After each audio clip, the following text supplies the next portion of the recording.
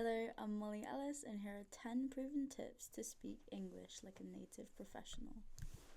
Do you dream of speaking English so naturally that people can't even tell it's your second language? In this video, I'll show you how.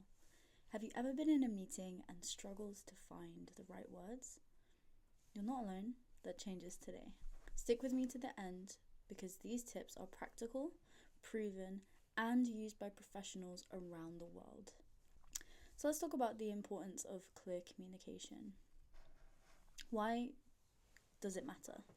Being understood isn't just about grammar or vocabulary, it's about confidence, clarity, and connection. Clear communication builds trust, it ensures teamwork, and it helps you make a really strong impression.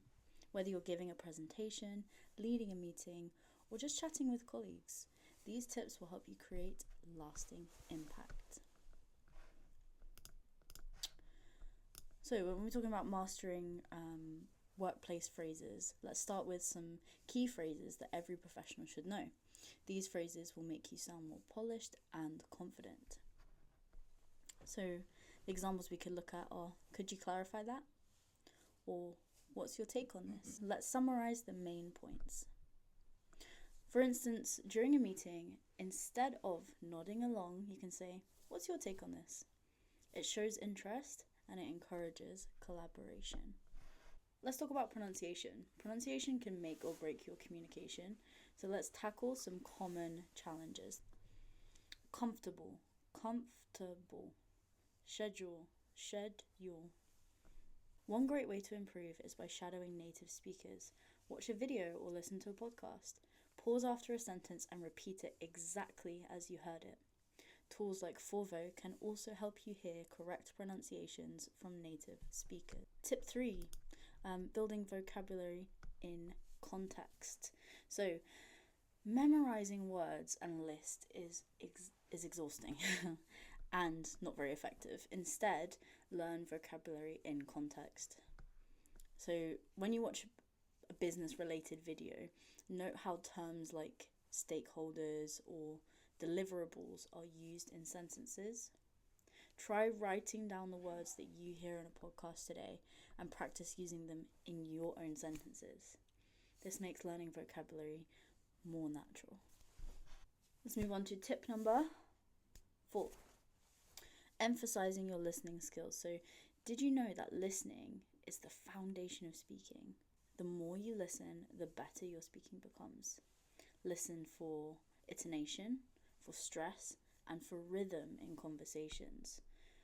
For example, notice how native speakers emphasize certain words that when they're excited or when they're serious. Podcasts like The English We Speak or TED Talks are fantastic for this. Tip number 5, break the fear of mistakes. Mistakes are a part of learning, so stop fearing them. They're actually your best teachers.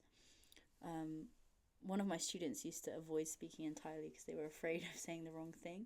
But when they started embracing their mistakes, their confidence and fluency actually skyrocketed. It's not about being perfect. It's about making progress. And progress actually demands error. It really does. So, tip number 6. Small talk. Small talk can often feel awkward, but it's essential for building rapport in the workplace. So there's certain safe topics that you can sort of talk around. So one of that being the weather. So it's lovely out today, isn't it? Or weekend plan. So did you do anything fun over the weekend? The simple conversations can help you feel more connected with your colleagues. So start practicing them at your breaks or your lunchtime. Tip number 7, ask for feedback. Feedback is a gift. Say it with me. Feedback is a gift. Asking for it shows you're eager to improve and take initiative. So, you can ask, how did I do in that presentation? Or is there anything I can do differently next time?